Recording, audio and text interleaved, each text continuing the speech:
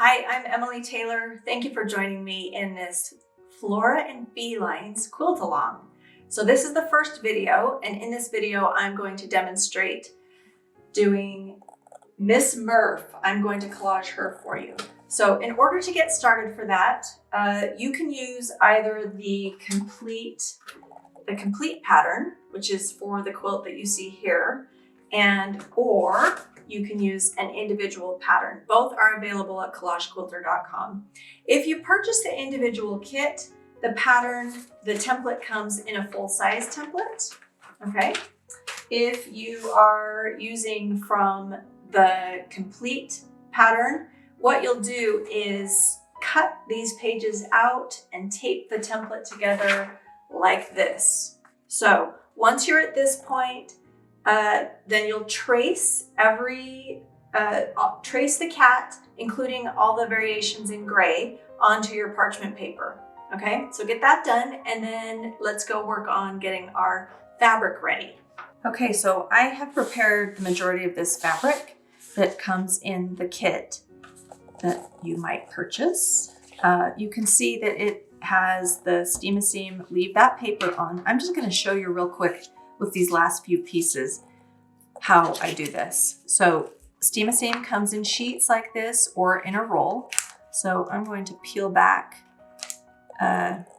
one side of this paper, and it just so happens that that one came off first. So I'm going to peel that away, exposing the stickiness of the steam-a-seam, and then I'm just going to put these. Now you can see also that I've cut my fabric in half. The fabric that comes in the kit is 6 inches, and I want to I just cut it in half to make it go farther, or to make the steam-a-seam go farther. And then if I line everything up like this, then I don't waste any steam-a-seam. And I don't like to have steam-a-seam. I don't like to have large pieces of fabric with steam-a-seam laying around. I will often have small pieces. So these, once I cut into these will stay in my little stash. But anyway, so there we go. Now I'm just going to take my roller and eyeball it. And then I will, once I'm done, see how fast this is. It's a great way to get your fabric ready with steam-a-seam. Now, once these pieces are ready to go, I'll take them over to my iron and just lightly with a damp iron, or sorry, not a damp iron, a dry iron, press this so that these pieces then are ready to use, and that ensures that the steam-a-seam is stuck to the fabric. So, all right, now let's go get started. All right, so I have my template traced with all of the variations in value onto parchment paper. This is the best way to do a small collage like this. I absolutely love it. So I want to point out also that I've got everything, I've got my fabric here, but I encourage you to raid your stash. If you have a stash of fabric, especially for something like it's black, right? So just bring in as many variations of black or, light gray or dark blue as you can. The more fabric you incorporate into a collage, the better it will look. And I try to give you a really generous amount of fabric, but for sure, if you have additional fabric, pull it in and use it. So here we go. This is the fun part, and it's super easy. So I'm going to take my handy dandy scissors. These are my 6-inch Karen K. Buckley scissors that I love. And I'm just gonna start cutting, and sometimes it will pull a thread, so I'll just trim that thread. But when I score it, peel the paper off and put it in place. Now the first few pieces are not going to stick, so that's where you'll want to have this mini wand iron. That's what this is called. This is sold on my website as well. It's one of those supplies that just makes doing a collage like this super easy and much more enjoyable. The easier we can make this process, the more fun it is. So here we go.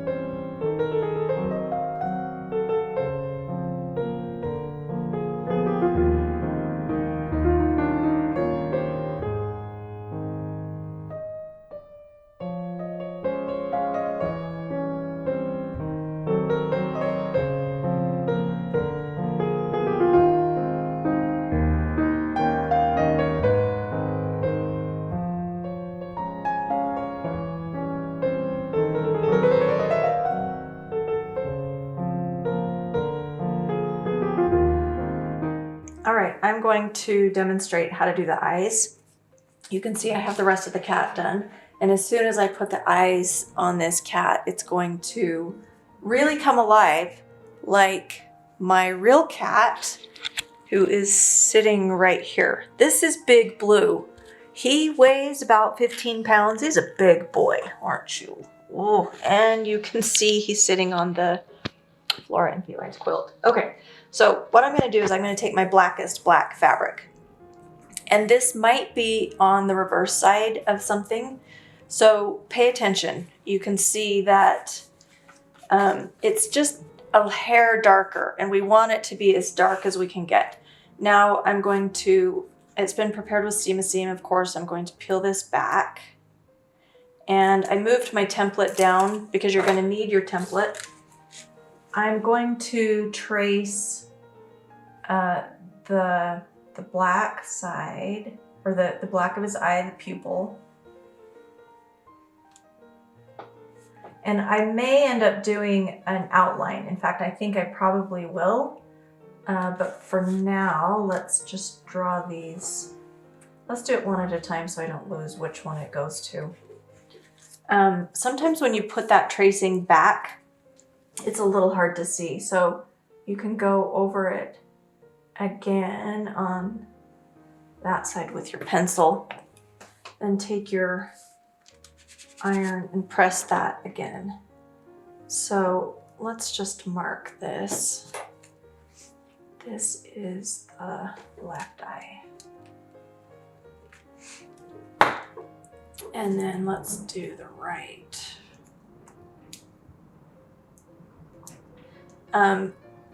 Doing the eyes and the placement of the eyes is one time when I'm pretty precise about what I'm doing. You can see most of the time I go outside the lines. I don't follow anything really precise, but when it comes to doing the eye, I'm pretty precise. And it's important to get the eye the right size and in the right place.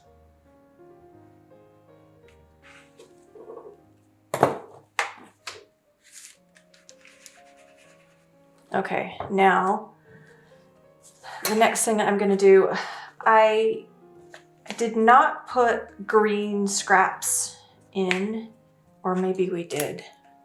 No, okay, maybe we should. But if there's not green, if you don't have the color that you want for your cat eyes, I mean, it's a smidgen of fabric, so grab something from your stash. So I'm going to trace this actually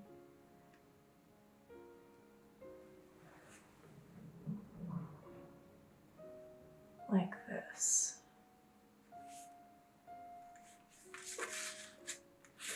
This is the left. This will be the, so this is the, what is it? The iris, the colored part of the cat's eye. But I want it to overlap with the pupil. So now I have perfect little templates.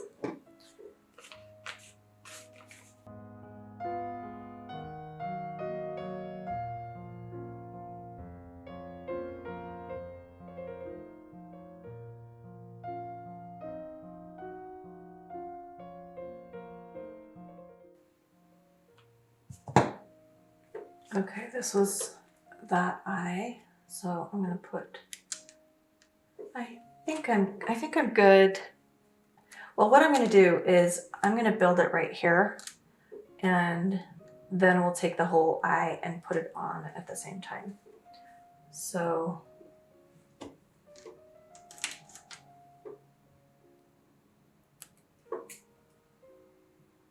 this is the one time, or one of those times, where it's kind of helpful to have tweezers.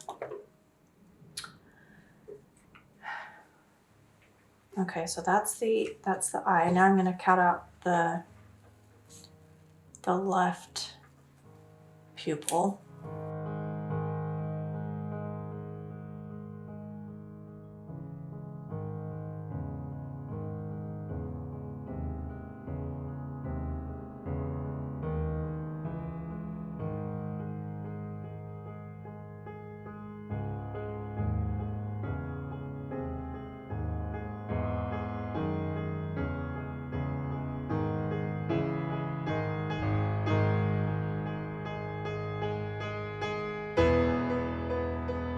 Those are pretty nice looking cat eyes. Now what we're gonna do is attempt to do a tiny little pinprick of light as a highlight. You can try and do this as with thread, but I'm gonna show you how I do it. And it gets really small, so if you don't do it, that's fine. But I've selected just a piece of scrap fabric that's from my scraps. It's light blue, really, really light blue, which makes a great highlight with black. I'm gonna peel the paper off of this first so that I don't have to deal with the, okay. And I'm gonna hold it in the very edge of my tweezers and trim around this. And I like to just try and get it as tiny as possible, but that's, as I said, it's tricky because this is getting really small. And then there's a little highlight. Let's do one more. The smaller you can get it, the better, but it is difficult with, it's really hard to get this tiny little thing.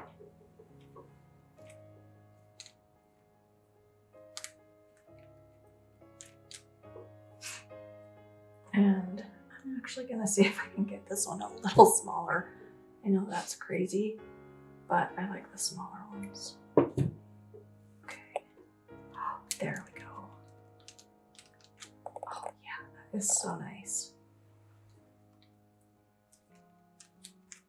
And I kind of shifted that one. Let's try again.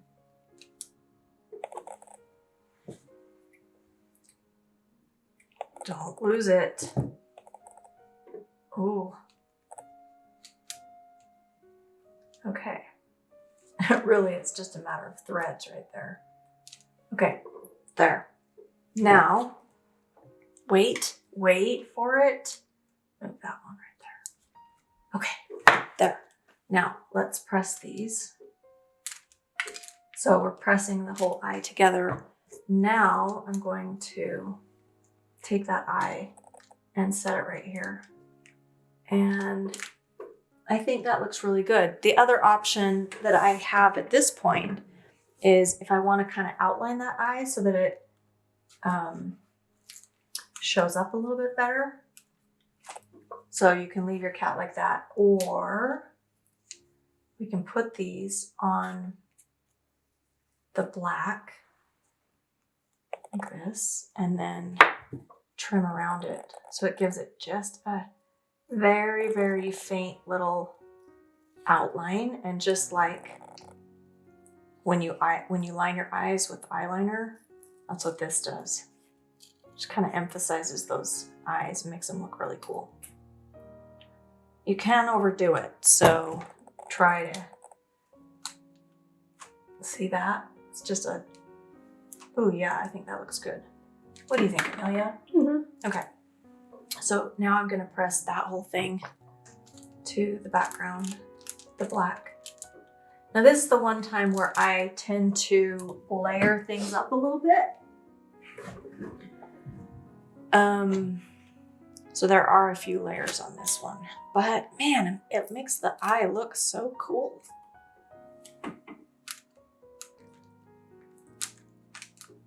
And again, I want to make sure that I get the placement just right.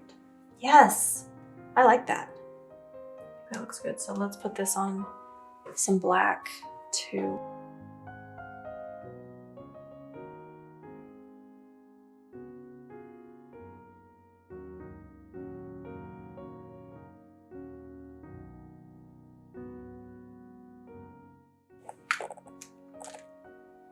Ta-da! Yeah, I think that looks good. Okay, well, I think Miss Murph 2.0 is finished.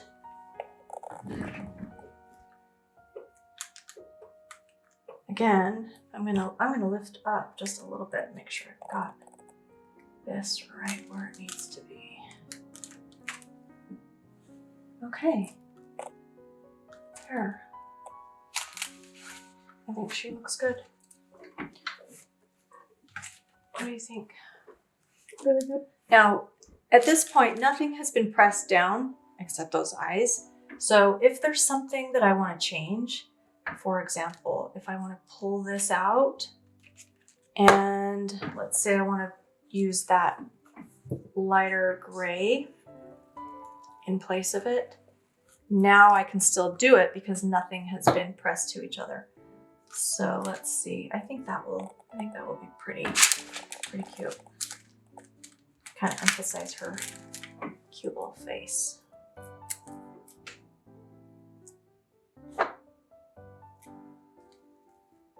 And just slide this in.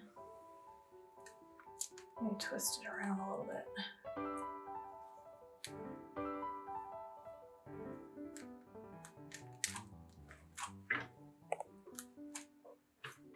Yeah, I think I like it. What do you think? Yep. Okay. All right, there's Miss Murph. So now at this point, I can press her down with my iron. I like to just take the whole piece and take it over to the ironing board and press it with a big iron. No steam at this point, just heat. And that will make sure that everything is stuck together so that we can peel it off and put her on her background block. All right, so I've pressed Miss Murph to the parchment paper, which means all of these pieces now are stuck together. And now I can gently peel the whole piece away from the parchment paper. Comes off like a sticker, like that. And now I can put her on the background of my choice. So there we go. Ta-da! All right, in the next video, I will teach you how to tweak the face and the eyes to make it look like your own kitty. So hopefully you'll catch the next video. See you soon.